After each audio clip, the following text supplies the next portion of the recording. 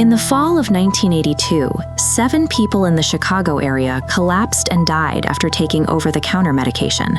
The city effectively shut down in fear.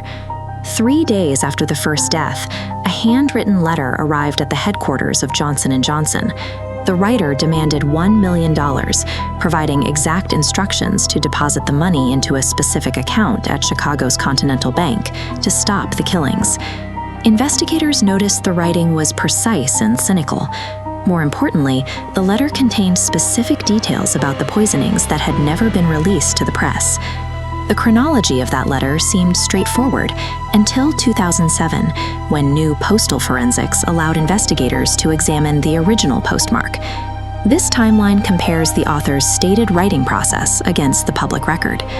The letter was postmarked October 1st. The author claimed he spent 3 days drafting it. However, the first deaths were only reported publicly on September 30th. If the author's 3-day window is accurate, he began drafting before anyone knew the poisonings had occurred. The timeline rules out a random opportunist trying to cash in on a tragedy. The person holding the pen possessed direct, inside knowledge of the crimes.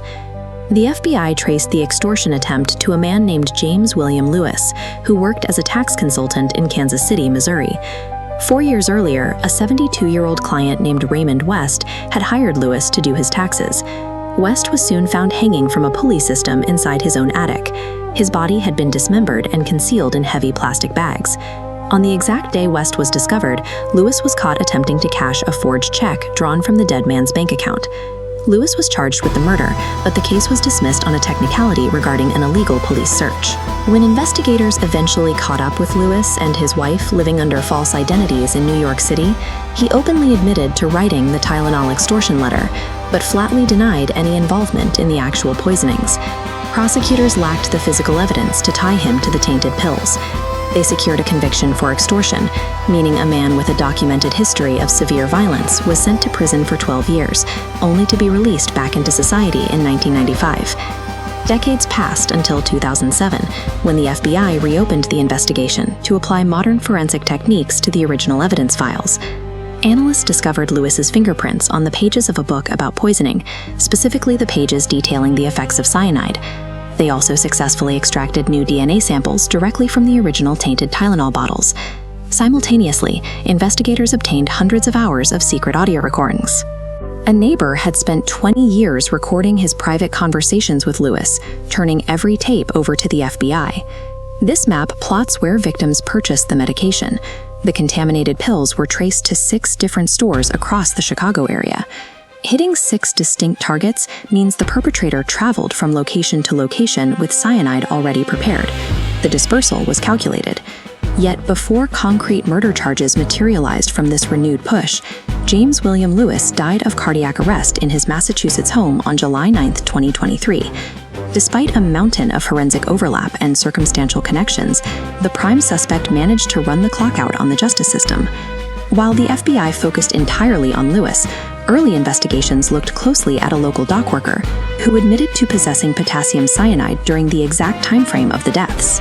A newer theory raised in a 2025 documentary questions the foundational assumption of the case, the idea that the bottles were tampered with on retail shelves. Supply chain records showed that the compromised medication originated from 2 completely separate Johnson & Johnson manufacturing plants, one in suburban Philadelphia and another in Texas. No direct evidence of internal factory tampering was ever officially confirmed, but the sheer logistical difficulty of a lone individual executing such a widespread contamination across multiple batches keeps the question open. We are left to ask if the decades spent pursuing an obvious extortionist inadvertently diverted attention from severe institutional failures that larger entities preferred to keep quiet.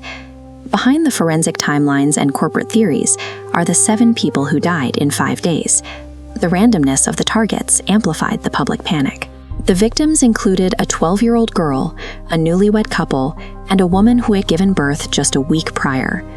Their deaths forced an immediate, permanent overhaul of how consumer goods are packaged and sold globally. Every safety seal you break and every tamper-evident cap you unscrew today is a direct response to the Chicago poisonings of 1982.